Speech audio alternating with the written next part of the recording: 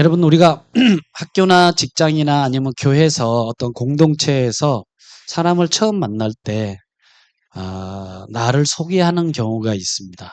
새 가족도 오더라도 나는 이런 사람입니다. 이렇게 소개를 하잖아요. 여러분들은 나에 대해서 여러분의 자신을 어떻게 소개하고 있으십니까?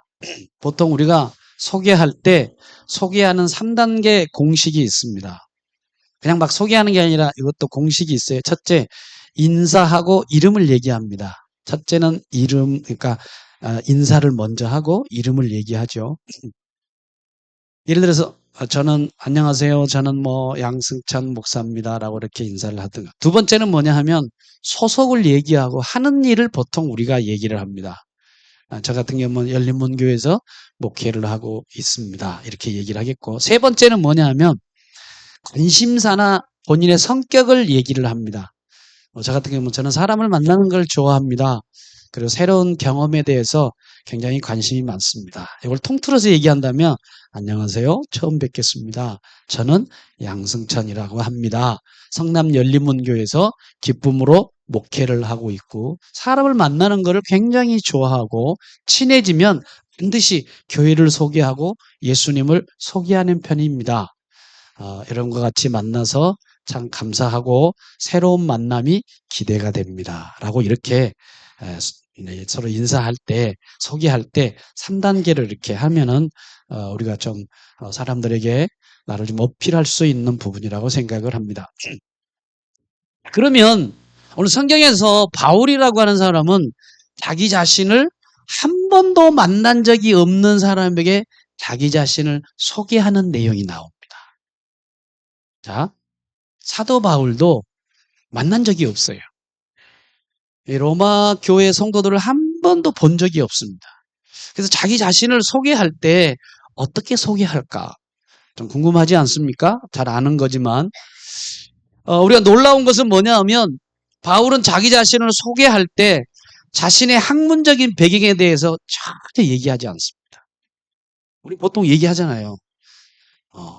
근데 얘기하지 않아. 동시에 자기 자신의 종교적인 배경이 정말 대단한데 아무 말 하지 않습니다.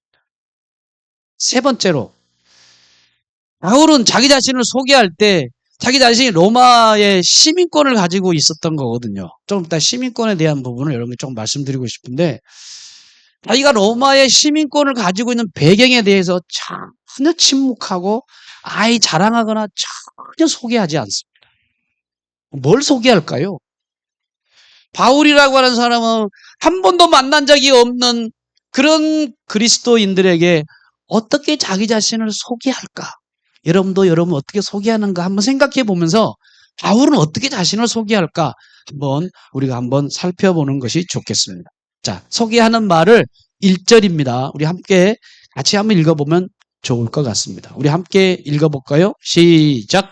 예수 그리스도의 종 바울은 사도로 부르심을 받아 하나님의 복음을 위하여 택정함을 입었으니 2절 시작! 이 복음은 하나님이 선지자들을 통하여 그의 아들에 관하여 성경에 미리 약속하신 것이라. 아멘. 자, 여기 말씀 보니까 바울은 자기 자신을 소개할 때 자신의 배경, 자기에 대한 어떤 특별한 부분들을 전혀 침묵하고 뭐에 대해서 소개를 하느냐, 자기 자신을 이렇게 소개합니다. 나는 예수 그리스도의 노예입니다. 여러분, 여기 종이라고 하잖아요. 이 종의 단어는 헬라어로는 노예를 말합니다. 나는 예수 그리스도의 종이고 더 쉽게 말하면 나는 노예입니다. 이렇게 자기 자신을 소개하는데 여기에 나오는 노예나 종은 평범한 종을 얘기하는 게 아니고 평범한 노예를 얘기하는 게 아니라 주인에게 자기 자신이 완전히 속해 있는 노예로 바울은 자기 자신을 소개하고 있다고 하는 겁니다. 요즘은 이렇게 소개할 수 있어요. 저는 제 인생의 주인이 아니라 예수님이 나의 인생의 주인이십니다. 이렇게 고백하는 거하고 똑같다고 얘기를 할 수 있을 것입니다. 여러분, 왜 바울은 자기의 어마어마한 배경에 대해서 전혀 얘기하지 않고 왜 자기 자신을 예수님의 노예라고 소개할까? 여기에 대한 우리가 궁금한 부분들이 있습니다. 왜 이렇게 얘기하지? 나 같으면 그렇지 않을 텐데. 근데 바울이 이렇게 자기 자신을 예수 그리스도의 종, 예수 그리스도에 완전히 속해 있는 노예라고 소개할 때 그 이유는 이와 같습니다. 뭐냐 하면 옛날 로마 시대에 한 사람의 노예가 있었어요. 이 사람 진짜 노예였어요. 근데 그때 전쟁이 일어나가지고 전쟁터에 자기가 나가서 전투를 해야 되는데 그 주인이 너무 좋았나 봐. 왜 그러냐 하면 자기가 전쟁터에 나가야 되는데 오히려 주인이 전쟁터에 대신 나가는 거예요. 야, 이런 주인이 어디 있을까요? 그렇잖아요? 야, 네가 나가라 그럴 텐데 주인이 대신 전투에 나가가지고 적과 함께 막 싸우다가 적군이 쏘는 화살에 가슴을 맞고 이 노예를 대신해서 죽었다고. 죽은 거와 똑같습니다. 실제로 그런 사람이 있었답니다. 그리고 이 후에 노예는 주인이 죽었다고 하고 전사됐다는 얘기를 듣고 이렇게 말을 했습니다. 나는 더 이상 내 것이 아닙니다. 내 생명은 주인의 것입니다. 그리고 평생을 주인에 대해서 은혜를 정말 감사하면서 잊지 않고 자기 삶을, 노예의 삶을 살았다는 겁니다. 자, 바울이 이렇게 자기 자신에 대해서 나는 예수님의 노예라고 얘기한 것은 예수님이 나 대신 내가 죽어야 되는데, 내가 생명이 끝나야 되는데 나의 주인이신 예수님이 나의 죄를 위해서 담당하시고 죽어주셨으니까 이제는 내 인생은 내가 주인이 아니라 예수님의 것입니다. 나는 그런 말로 나는 예수님의 노예입니다. 이렇게 소개했다고 하는 것입니다. 오늘 이 자리에 참석하신 여러분들도 예수님이 여러분의 죄를 위해서 대신 죽으셨으니까 여러분의 주인이 예수님이심을 믿으시기를 축복합니다. 따라합시다. 나는 예수님이 나의 주인이심을 믿습니다. 그렇게 살아가야 우리가 바울처럼 살아가는 것입니다. 바울이 그래서 나의 모든 것은 예수의 것입니다. 나는 예수님의 노예입니다. 이렇게 고백할 수 있었다고 하는 것입니다. 여러분, 노예는요, 주인이 없으면 아무것도 안 되는 거예요. 그렇잖아요? 근데 바울은 자기의 정체성을 오직 예수님에게 완전 속한 사람이라고 고백하면서 소개하는 내용을 성경에 우리에게 말씀하고 있습니다. 자, 그러면 바울에게 자신이 세상적으로 자랑할 만한 것이 없었을까? 그렇지 않아요. 여러분, 바울은요, 자기의 배경을 보면 엄청난 배경을 가지고 있는 사람이었어요. 여러분, 바울은 예수님 당시에 자랑할 만하고 내세울 만한 것이 어마무시했던 사람이었습니다. 어떤 것이 있었을까요? 자, 첫째는 바울의 모습을 한번 잠깐 보여주실까요? 바울을 이게 화가가 대충 이제 그린 겁니다. 성경을 상상해가지고 이렇게 그린 건데, 루벤이라고 하는 사람이 요거를 이제 그렸던 것 같아요. 루벤스라는 사람이. 자, 그러면 이 사람의 원래 첫째 정말 대단했던 그 역사적인 배경, 그 배경은 어떤 것일까? 바울은 첫째 뭐냐면 이분의 학문적인 배경이 어마무시했어요. 당시로 얘기하는 거예요. 바울의 학문적인 배경은 예수님 당시에 최고 유대 학자라고 하는 사람을 말하면 가말리엘이라고 하는 선생님이었습니다. 가말리엘이라고 하는 선생님 밑에서 수학하고 공부했던 사람이었어요. 여러분, 가말리엘 선생님 밑에서 공부했다고 한다면 오늘날로 얘기한다면 하버드 대학 법과를 공부했던 사람. 당시에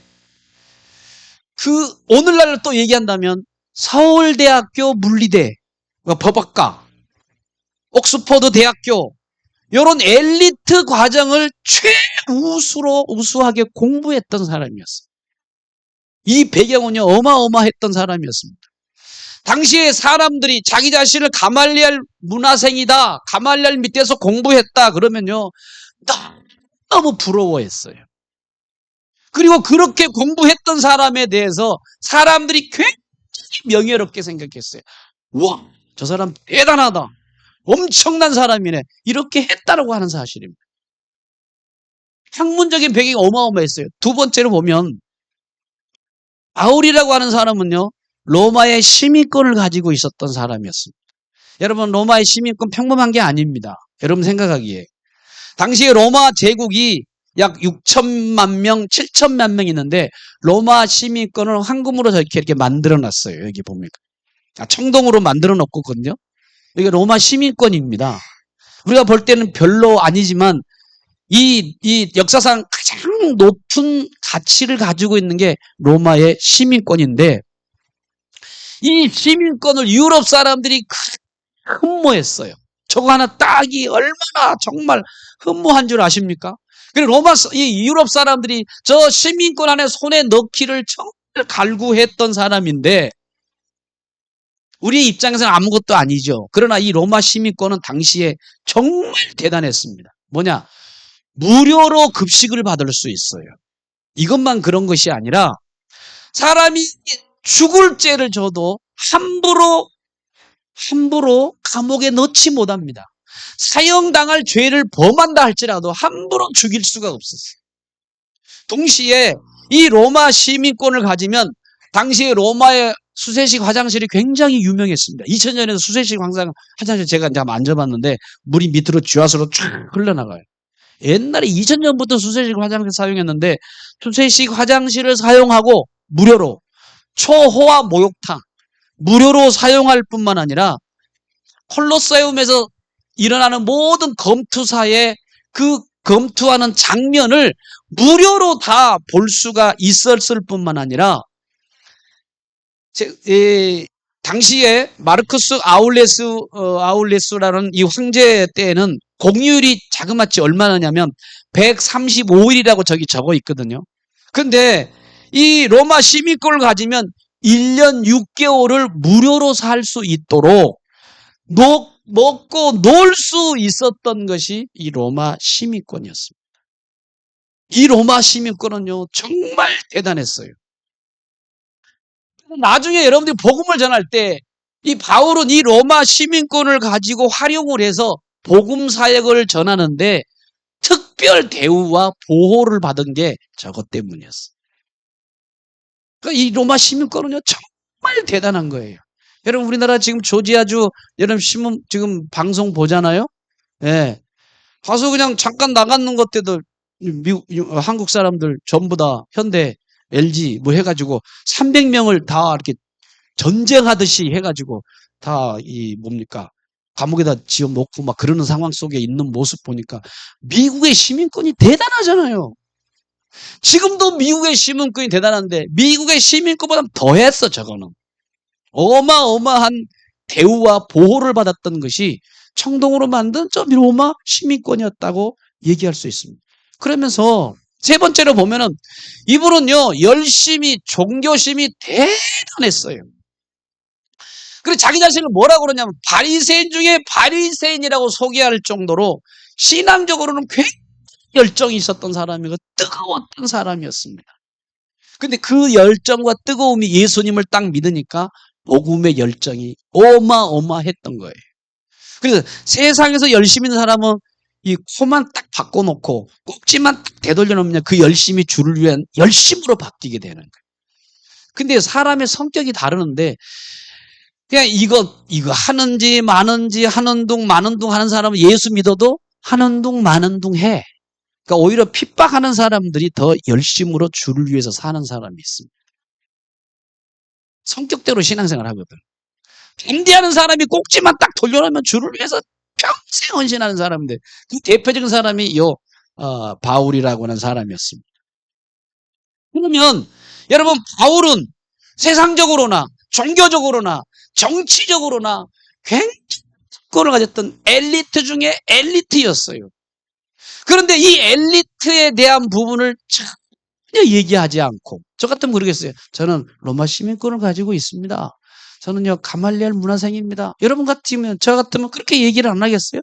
근데 하나도 무시하고 뭐를 위해서 얘기하느냐? 나는 예수 그리스도의 노예입니다.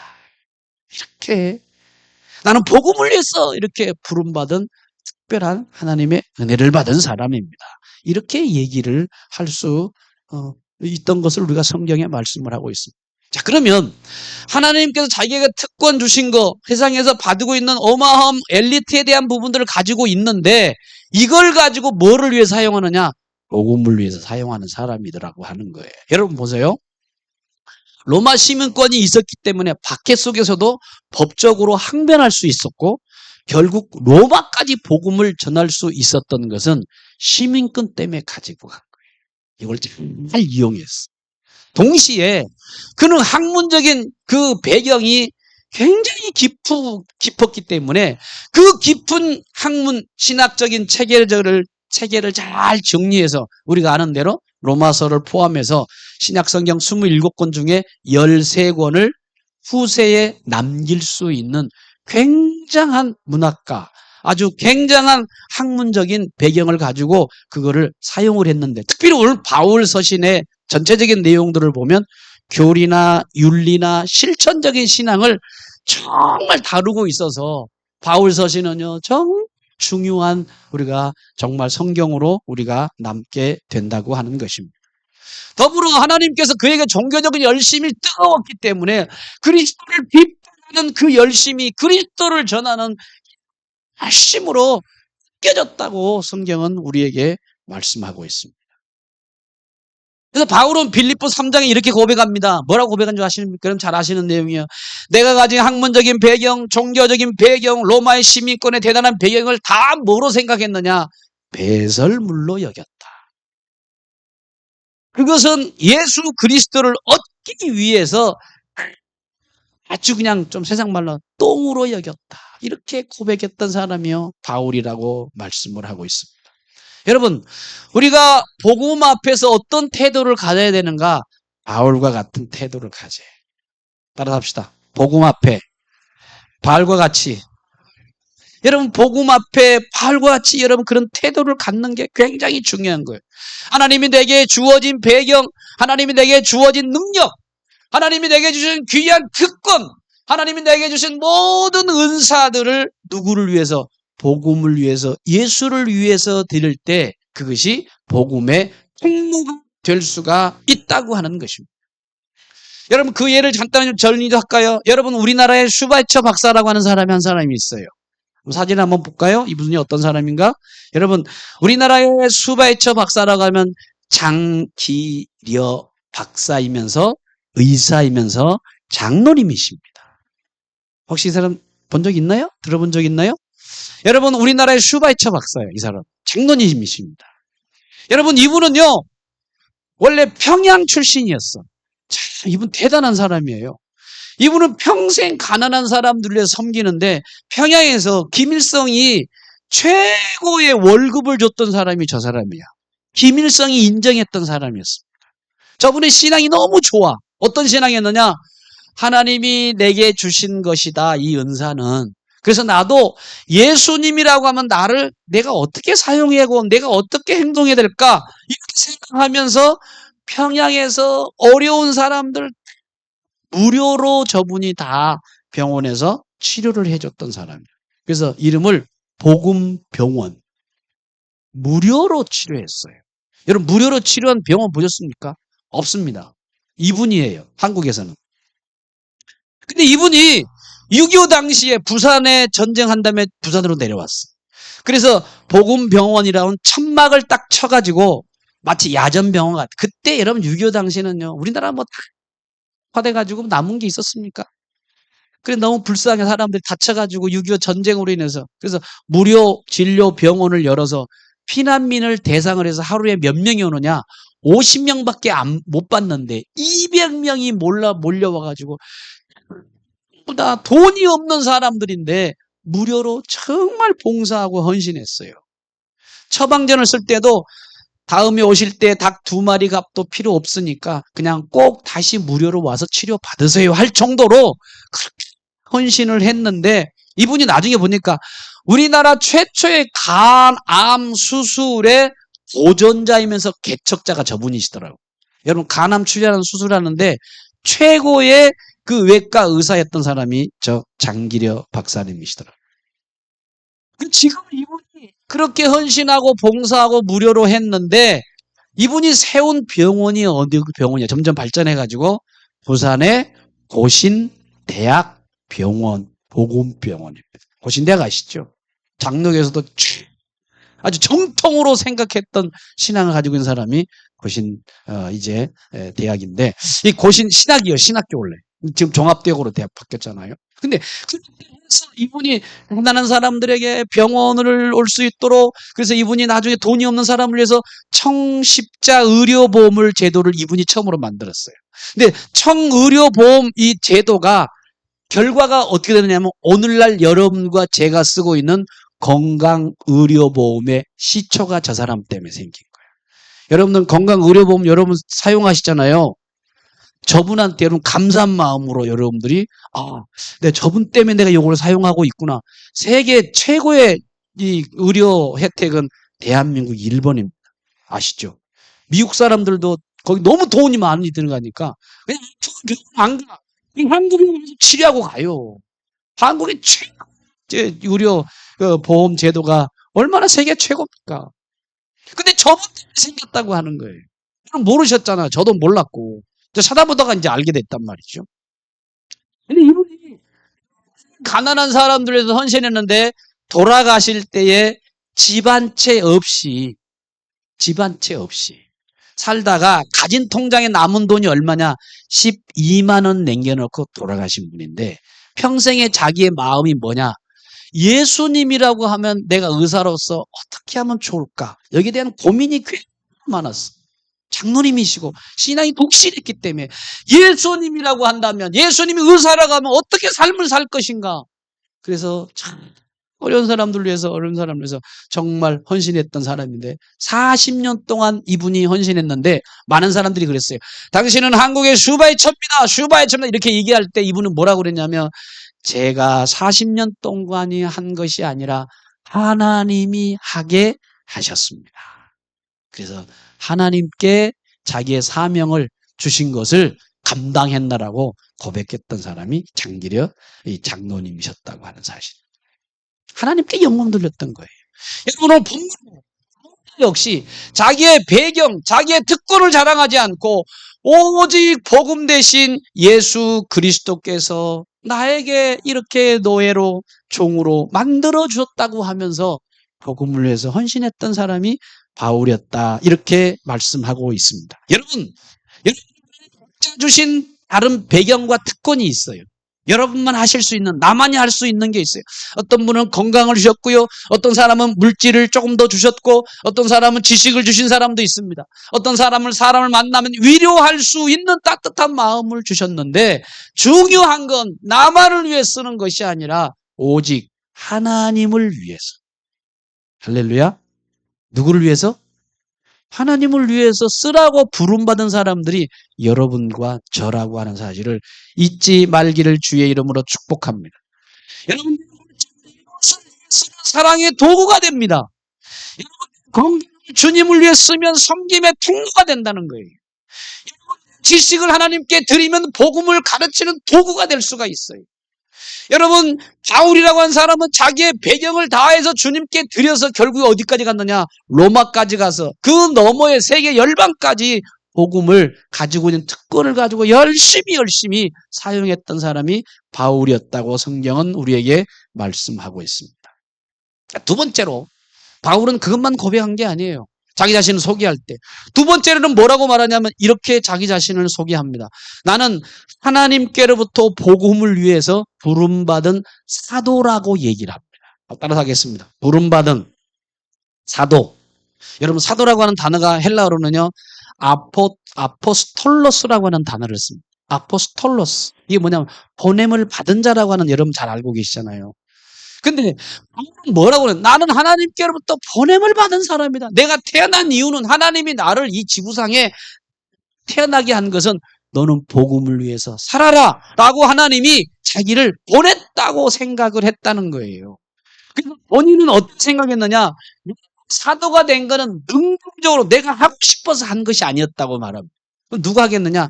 하나님이 원해서 나를 불러가지고 종교적인 열심, 로마의 시민권에 대한 부분, 그리고 학교 최고의 공부를 할 수 있었던 것을 다 사용하고 예수 그리스도를 핍박하는 것까지 다 사용해서 뭉뚱그려서 이제 앞으로 나를 위해 사용해라. 그래서 하나님이 그렇게 사용하라고 수동적으로 하나님이 나를 불러서 사용했다라고 성경은 이렇게 말씀하고 있습니다. 자, 1절 다시 한번 읽어보겠습니다. 시작. 예수 그리스도의 종 바울은 사도로 부르심을 받아 하나님의 복음을 위하여 택정함을 입었으니. 따라서 하겠습니다. 사도로 뭘 받아? 그래, 이게 뭐냐? 능동태가 아니에요. 수동태예요. 나는 하나님이 나를 사도로 불렀다. 나를 불렀다고 하는 거예요. 왜? 하나님이 자기를 불렀다고 말씀을 하고 있는 것입니다. 예. 여러분, 하나님이 나를 불러서 이렇게 사용했다라는 마음을 가지고 있는 사람은요, 이 세상에 와서 자기를 위해서 안 살고 누구를 위해서 사느냐? 하나님을 위해서, 이웃을 위해서 살게 된다는 겁니다. 그게 사명감이 있는 거예요. 여러분, 우리나라가 지금 복음을 위해서 지금까지 많은 발전이 일어났어요, 우리나라가. 여러분, 이렇게 된 배경은요, 두 사람이 우리나라에 왔습니다. 누굽니까? 언더우드 목사님과 아펜셀러 선교사라고 하는 이 두 사람을 우린 개신교의 쌍두마차라고 합니다. 왼편은, 제가 봤을 때 왼편에는요, 아펜셀러 목사님. 오른편에 좀 머리가 약간 벗어진 것 같은 사람이 장로교, 청교도 신앙을 가지고 있던 언더우드 선교사님이십니다. 여러분, 언더우드 선교사는요, 복음 전파를 어떻게 하느냐? 교육에, 그리고 의료와 출판 사역을 집중했어요. 제가 어느 날 연세대학교 연대병원에 갔었어요. 딱 갔더니 거기에 언더우드 목사님에 대한 그 글이 이렇게 있더라고요. 여러분, 연세대학교 출발이 뭔 줄 아십니까? 저분 때문에 시작된 거예요. 여러분, 서울 가면 세브란스 병원이 있어요. 세브란스 병원이 어디서 시작된 줄 아십니까? 저분 때문에 생긴 거예요. 여러분, 아펜셀러 선교사는요, 배제학당을 세웠어요. 배제대학 있잖아요. 저분 때문에 생긴 겁니다. 그래서 교육으로 복음을 위해서 수많은 인재들을 만들어가지고 만들었는데, 이 사람이 언제 왔느냐? 1885년 부활절 아침에 제물포 항구에 같은 날, 같은 배에 두 명의 젊은 선교사가 똑같은 배에서 딱 데려와서 타가지고 이제 배에서 내렸잖아요. 내려가지고 이 사람이 사실은 원래는 미국에서 청교도의 신앙생활을 이어받아가지고 미국에서 편하게 안정된 삶을 누릴 수 있지만 하나님이 이 두 사람을 어디로 불렀느냐? 조선 땅으로 불렀다는 겁니다. 여러분, 지금은 우리가 이렇게 많은 발전이 일어났지만 그때 이 조선 땅은요, 거지들이 많았어요. 거지들이 많았어요. 여러분, 그래서 주위 사람들이 뭐라고 그러는지 아십니까? 왜 하필 태평양 바다를 건너서 머나먼 무슨 땅이라고 그러냐면 아무개 땅이라고 그랬어요. 무슨 땅? 아무개 땅이었어, 우리나라가. 아무개 땅까지 가냐? 얼마나 위험하고 낯선 곳인데 왜 하필이면 조선 땅이냐? 이렇게 했는데도 불구하고 이분은 주님의 마음에 사명을 가지고 있었던 사람이에요. 뭐라고 변절하십니까? 여러분, 하나님이 나를 한국으로 부르셨기 때문에 내가 한국 땅으로 가야 됩니다. 그래서 오신 분이야. 여러분, 우리나라가 이렇게 개화돼가지고 이렇게 잘 사는 나라가 된 것은 저 두 분의 영향력이 우리나라를 이렇게 만들게 되었다고 하는 것입니다. 여러분, 사도, 언더우드 목사님, 그리고 아펜셀러 선교사의 공통점이 뭔 줄 아십니까? 하나님이 불렀다고 하는 수동태적인 그 마음을 가지고 부르셨기 때문에 평범한 삶이 아니라 역사 속에서 귀한 영향력을 끼칠 수 있었던 것은 그 마음에 뭐가 있었느냐? 하나님이 나를 불러주셨다. 따라합시다. 하나님이 나를 불러주셨다. 하나님이 여러분들을 왜 열린문교회에 부르셨습니까? 하나님이 여러분의 열린문교회 이 성남의 은행동에 여러분들이 이곳에 오게 된 것은 하나님이 여러분들을 역사적으로 불러서 그리스도인이 되어서 어떻게 쓰라고 하느냐? 네 사명을 따라서 살아라. 뭐를 위해서? 복음을 위해서. 따라합시다. 복음을 위해서. 여러분과 저는요, 바울 사도처럼 우리는 저분만 보고 우와, 그렇게 할 것이 아니라 저와 여러분도 같이 복음을 위해서 저렇게 살아야 될 사람들이라는 거예요. 어떻게? 내 은사와 내 가지고 있는 학력과 내 가지고 있는 지식과 은사를 동원해서 복음 대신 예수님을 위해서 사는 것이 정상적인 그리스도인의 삶이라는 것을 믿으시기를 주님의 이름으로 축복합니다. 아멘. 자, 세 번째 보겠습니다. 바울은 뭐라고 말을 하느냐? 나만 이렇게 특별히 부른 줄 아느냐? 천만에. 그리고 뭐라고 그런지 아십니까? 로마 교회 너희들도. 자, 우리 한번 같이 한번 읽어볼까요? 자, 우리 한번 1장. 자, 어디 보시느냐 하면 6절, 7절 다 같이 한번 읽어보겠습니다. 시작. 너희도 그들 중에서 예수 그리스도의 것으로 부르심을 받은 자녀라. 로마에서 하나님의 사랑하심을 받고 성도로 부르심을 받은 모든 자에게 하나님 우리 아버지와 주 예수 그리스도로부터 은혜와 평강이 있기를 원하노라. 따라서 합시다. 예수 그리스도의 것으로 부르심을 받은 자니라. 로마 성도님 여러분, 저만 그런 게 아닙니다. 여러분도 똑같습니다. 여러분도 예수의 것입니다. 여러분도 예수님의 것으로 부르심 받은 사람들입니다. 7절에 뭐라고 그러는지 아십니까? 이렇게 얘기를 하고 있습니다. 로마에서 하나님의 사랑을 받고 성도로 부르심을 받은 모든 자들에게. 지금 이 상황은요, 여러분 지금까지 자유로운 상황이 아니에요. 오해하지 마세요. 지금 이 로마 성도의 상황은요, 당시에 로마 황제들이 기독교를 핍박하는데 극심하게 핍박을 했어요. 어떻게 핍박을 해요? 사람을 막 잡아가지고 죽이고 불로 태워가지고 기름으로 만들고 콜로세움에 가지고 말이죠, 전쟁 막 사람을 죽이는데 짐승의 가죽을 덮으셔가지고 많은 사람들을 죽이는 상황 속에 복음을 위해서 피난 가는데 어디로 갔느냐? 지하 무덤 속으로 들어가 있는 성도들한테 말하는. 지하 무덤을 뭐라고 그럽니까? 카타콤이라고 그래요. 여러분 카타콤에 여러분 꼭 들어갔다 오셔야 돼요. 여러분 카타콤을 가보세요.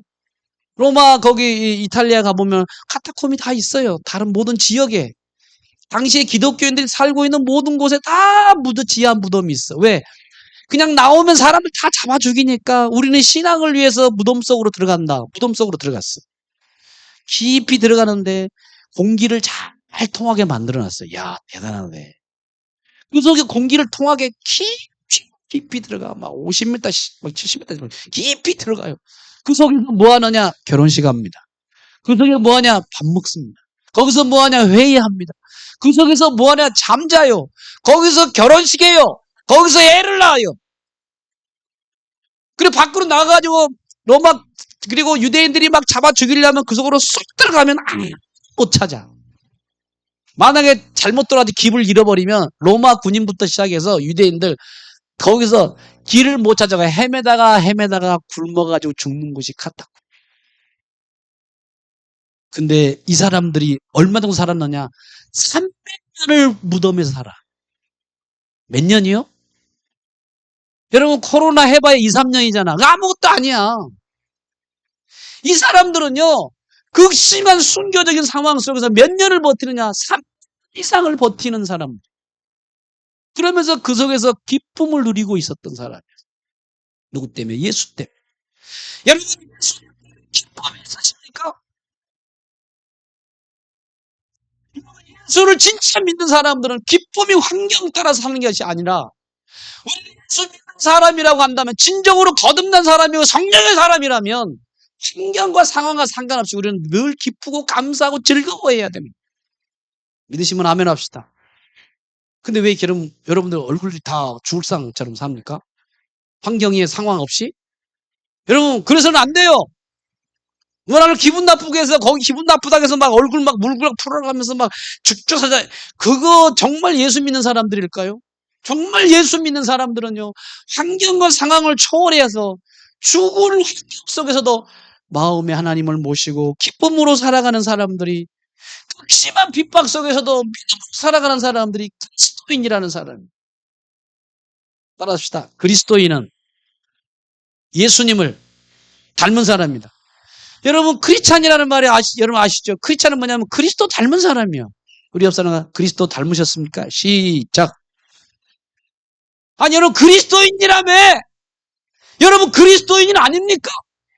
그러면 그리스도인이라는 말이 뭡니까? 그리스도를 닮은 사람이라고 하는 말이에요. 그럼 닮았습니까? 여러분의 사람이 다 예수 그리스도로처럼 닮아야 된다는 거예요. 바울은 그렇게 살았어요.